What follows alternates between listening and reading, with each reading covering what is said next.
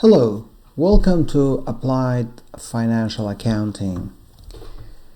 I want to start this tutorial by saying that this is a different tutorial that you have ever seen, and because this is practical and this is presented in very easy language, and who we are targeting, the target groups is mainly those who are in their early stages of learning accounting and find it difficult, and they are struggling with their terminologies, and this is explained very well for them. In addition to that, small business owners, and they have businesses, and they want to understand how the books are working, and furthermore the managers, so they definitely deal with budgets, they deal with financial statements, and they probably get their different financial reports from their accountants, their finance managers or CFOs, and this will help them to basically understand what those financial statements mean. With that said, we're going to talk today about the statement of cash flows.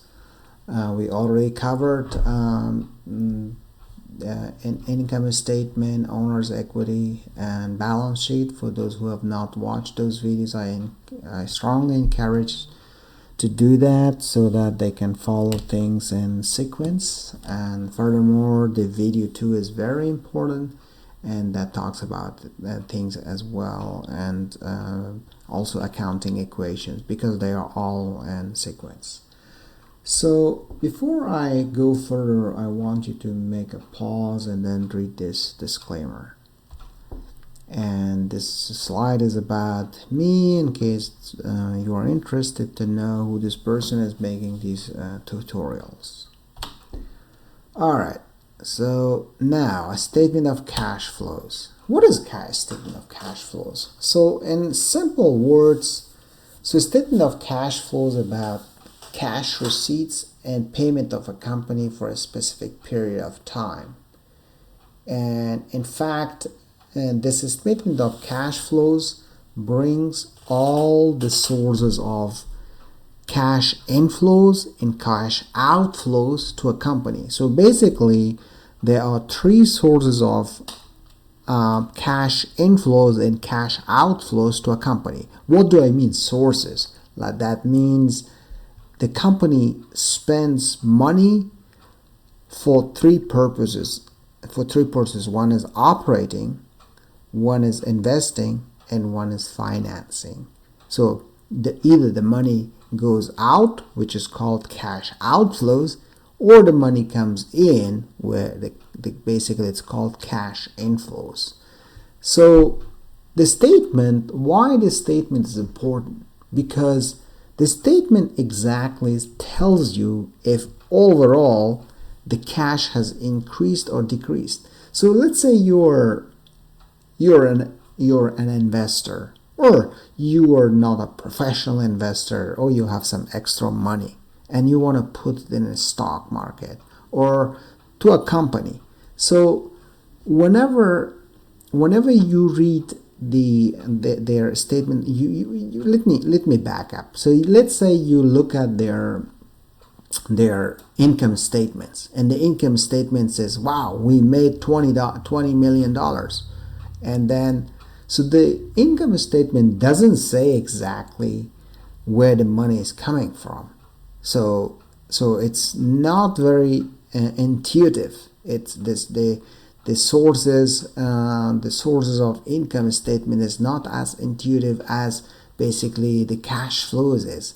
Basically, in the cash flows, you exactly see that, this money is coming from our main operations. So let's say if you're selling pizza, and that means you're basically getting all these $20 million with selling pizza. Assuming that, let's talk about Costco.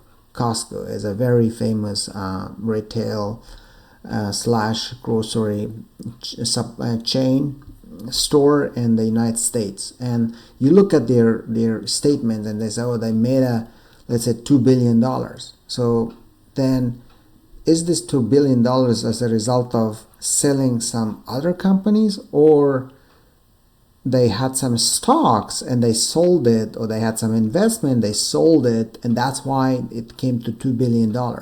Or in fact, majority of the money is coming from the core operations, which is selling the retail goods. I think they also have some services, they do some other stuff, but the main chunk of their core business is selling goods or merchandise to the consumers directly.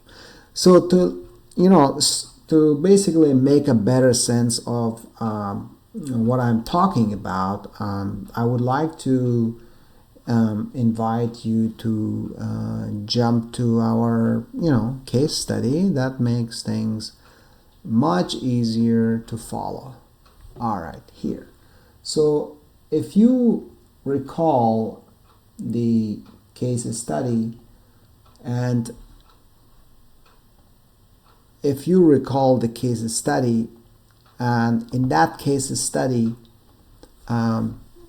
which we did it here, and then followed to that we did income statement, followed to that we had owner's equity, followed to that we did balance sheet, and then we got now statements of cash flows. So we had basically overall 12 transactions. And the first line, the way it starts is that it comes the name of the company, like remember the name of the company was Always Right Never Wrong Corporation, and then you write the name of the financial statements report, that means statements of cash flows, and then you write which period does it cover. So let's say for the month ended September 30, 2025, and then I change the color to red so that it's clear and says cash flows from operating activities, and then under that we say cash receipts from revenues. So here we only put those revenues, those sales that we received in cash. So again, we have two options here. Option number one, we bring actually data from accounting equation. Option number one, we can manually type it. Option number two, we basically use some basic Excel formulas and then bring it. So the first one is, if you see transaction number 4, the company basically is a merchandise and then makes sales in cash. So here, basically this is the first. We also have cash on credit. That means we didn't sell it in cash, but it was on credit. That means the customer pays us later, but we do not bring those. We only concentrate here for those sales that we sold something, but we got it in cash. We were paid in cash. So plus transaction number 7. If you read the description on this side, you see that here on September 21st, the company makes a sales for $25,000, where $5,000 is in cash. So we only take $5,000, not this $20,000, which is accounts receivable. So the next transaction is transaction number 9. And then on transaction number 9, we actually receive payments of its accounts receivable for $5,000. You remember on transaction 7, we sold $20,000, but then now we are receiving $5,000 out of that $20,000. So then we plus this. And then the last one is transaction 11. So we basically get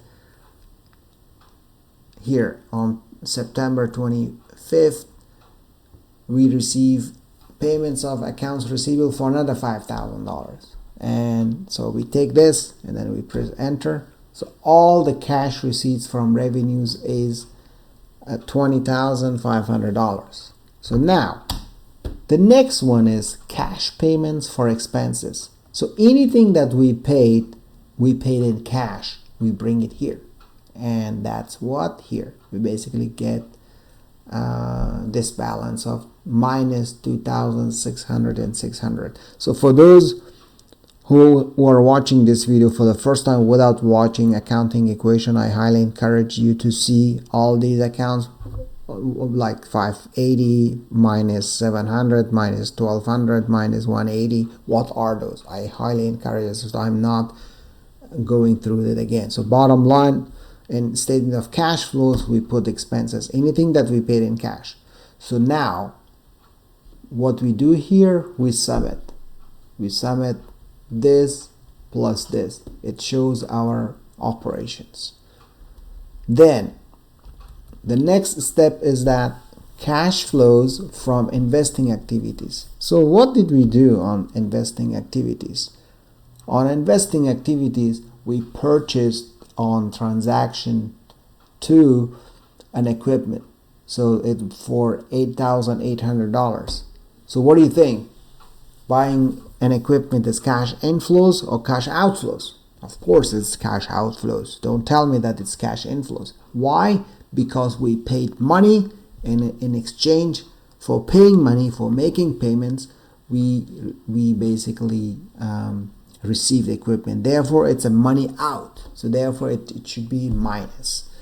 Then we start cash flows from financing. So if you remember, the owner invested how much? $25,000. Owner's capital. We bring owner's capital here, and then if you remember, the owner also withdrew money. How much in cash? It was $2,800. We bring it here. So then, 25,000 plus minus $2,800 gives us $22,200. And then what we do next is that if I press this button, I already put up some basic formula. So this $17,840 plus minus $6,800 plus $22,200 gives us $33,240. So then the next line, so here this line is considered net increase in cash. That means that this is the new cash that came to the company, that came to the balance sheet of the company until date 30th. Next month it can change. Now here, because the company was established and it had no money, and here what do we put here? Cash at the beginning of the period, we put 0 because we had no money. And then what is basically the cash at the end of the period? So we copy this from here. That's it. And the end of the net increase in cash should equal cash at the end of the period, and this explains that your statement of cash flow is correct. And again, this is basic, and as we go along, we will be working on more complicated statement of cash flows at intermediate and advanced. But again, the principles stay the same, and just wanted to make that point. So should you have any questions, feel free to leave it in the comment. I try to read all of them and respond as soon as I can. And if you also have some feedback, feel free to do that. And with that, that's it about statement of cash flows, and thank you for watching. See you in the next video.